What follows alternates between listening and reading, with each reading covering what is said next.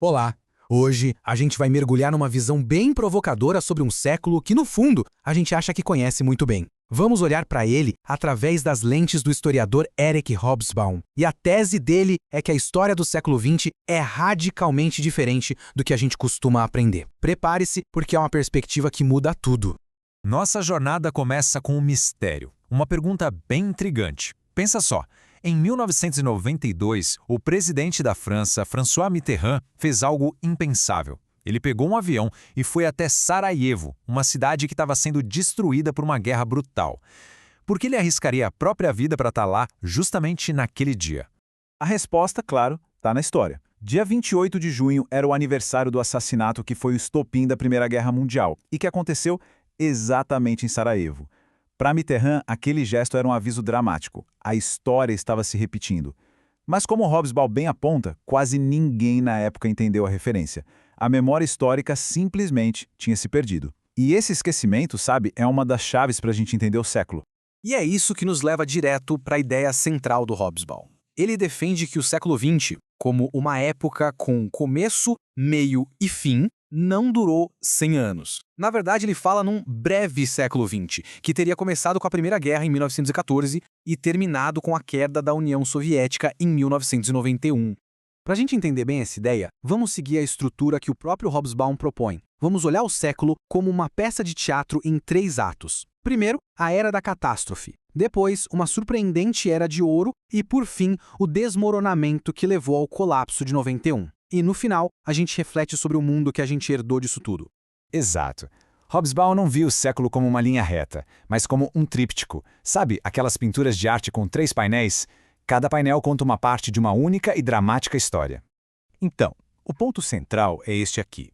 O breve século XX é um período que tem uma lógica própria, totalmente marcada por guerras mundiais, por revoluções e pelo grande confronto entre capitalismo e socialismo. É uma era que começa e termina com o desmonte de uma ordem mundial. E aqui estão os 3 atos, bem definidos. Primeiro, a Era da Catástrofe, que vai de 1914 até o fim da Segunda Guerra. Depois, um período de crescimento e transformação social assim, sem precedentes, que ele batizou de Era de Ouro. E, finalmente, o desmoronamento, que é uma nova fase de crise e incerteza que fecha o ciclo. Vamos começar pelo primeiro ato, que é também o mais sombrio.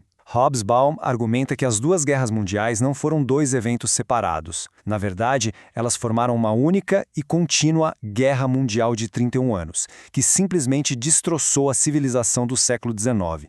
A ruptura que 1914 representou foi total e assustadora. Antes, as guerras tinham objetivos limitados. Depois, viraram lutas de vitória total ou derrota total. Antes, eram coisa de exércitos profissionais. Depois, passaram a envolver a mobilização de sociedades inteiras. O século XIX foi uma era de paz relativa na Europa. O XX inaugurou a era do massacre em massa. Para a gente sentir um pouco do horror dessa nova forma de guerra, basta ler as palavras de quem esteve lá. Esse trecho do poeta Siegfried Sassoon, que era um soldado britânico, captura o puro desespero das trincheiras que viraram uma máquina de moer gente como nunca se tinha visto. E a escala da violência é quase impossível de compreender. Uma estimativa que o Hobsbawm cita fala em 187 milhões de megamortes durante o breve século XX.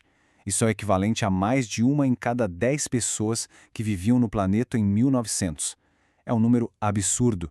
Como a guerra era de aniquilação, a paz que veio depois não buscou estabilidade, mas sim punição. O Tratado de Versalhes impôs condições tão humilhantes à Alemanha que, nas palavras do próprio Hobsbawm, tornou um segundo conflito praticamente certo. A paz não reintegrou a Alemanha na economia europeia. Pelo contrário, plantou a semente do ressentimento.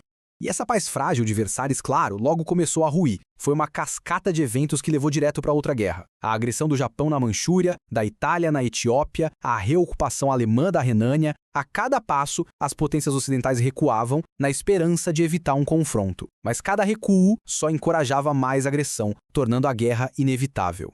Mas e aqui vem a grande virada da história.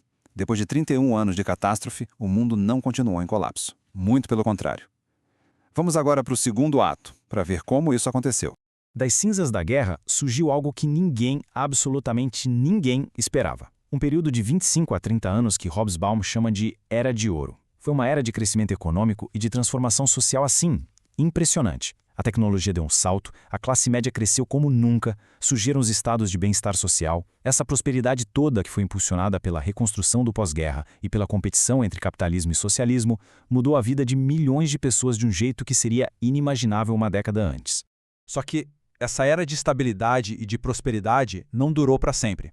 E com isso, a gente chega ao terceiro e último ato do breve século XX, o desmoronamento.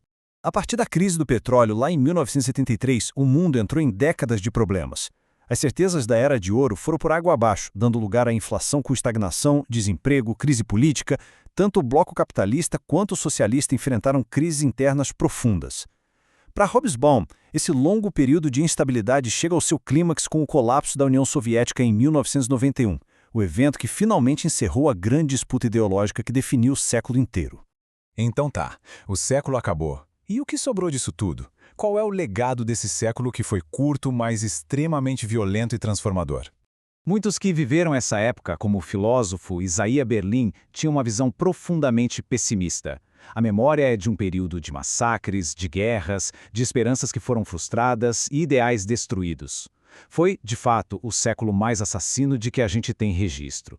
Hobsbawm argumenta que o mundo que a gente herdou é diferente em 3 aspectos fundamentais. Primeiro, ele deixou de ser eurocêntrico, o poder global se espalhou. Segundo, o planeta virou uma única unidade operacional, a famosa aldeia global, conectada pela economia e pela tecnologia. E terceiro, e talvez o mais perturbador, a gente assistiu à desintegração dos laços sociais tradicionais, quebrando a transmissão de experiência entre as gerações. E ele nos deixa com esta pergunta que é muito poderosa. No fim do século, ficou claro como é viver num mundo onde o passado perdeu seu papel, onde os velhos mapas que nos guiavam já não servem mais para o território em que a gente pisa. Nós não sabemos para onde estamos indo. O velho século definitivamente não terminou bem. E a reflexão sobre para onde vamos a partir daqui, bem, esse é o desafio que ele nos deixou.